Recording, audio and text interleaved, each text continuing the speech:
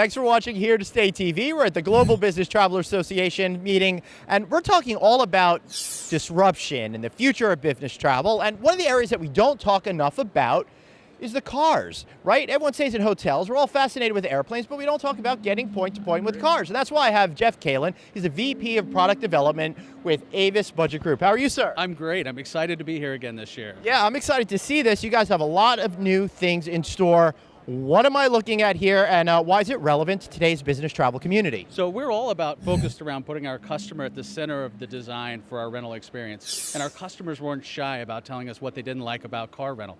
They wanted more control. They wanted to be in command of the rental experience.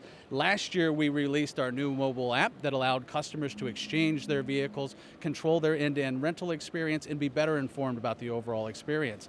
This year, we're at size and scale that matters. We're at 175 locations across 5 countries, and we have over 50,000 connected cars powering this experience. So we're no longer talking about the potential of convergence, we're seeing it actually play out. Absolutely, and so really the connected cars provide the foundation for customers to control their end-to-end experience. Everything from access to information, and if you think about customers being able to control that experience, they know everything from the fuel level to the real-time odometer. They also know the condition of the vehicle. And this is all through an app as opposed to having to sit in the car and physically be there. Absolutely, and so it allows our customers to interact with the app how they want to and when they want to, and it can be everything from enhancing the in-car experience to locating their vehicle if they no longer remember where they parked in a big city.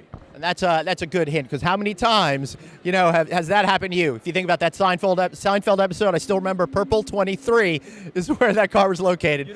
Now you know the app. Right. You have to make that Yes, if only they had the information that we can get today from Avis Budget Group. Another thing that you're thinking about in terms of the future, self-driving cars, right? And you've got a deal with Waymo. Could you explain a little bit more where you think all of this is ultimately headed? Yeah, so I think everybody is focused on the future of mobility, and when you look at the changes that are happening across the industry, it's happening faster than we've seen it, and I've been doing this for a long time, but more in the next 5 years than we've seen in the last 50. And we're working on a number of strategic partnerships to ensure that we're there to support that change in mobility.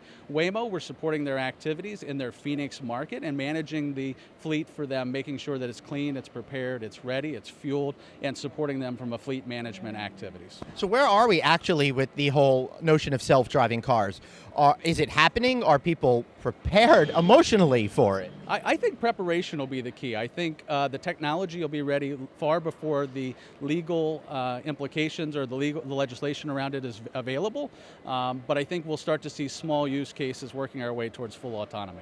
Well, hopefully I'll be one of the first people doing it. I would love to do a self-driving car. It sounds a lot of fun. And I can't imagine that one day I think, our children, our grandchildren may not even need a driver's license. Yeah, I think that's hard to imagine. And so I have a son who's just getting ready to turn 16.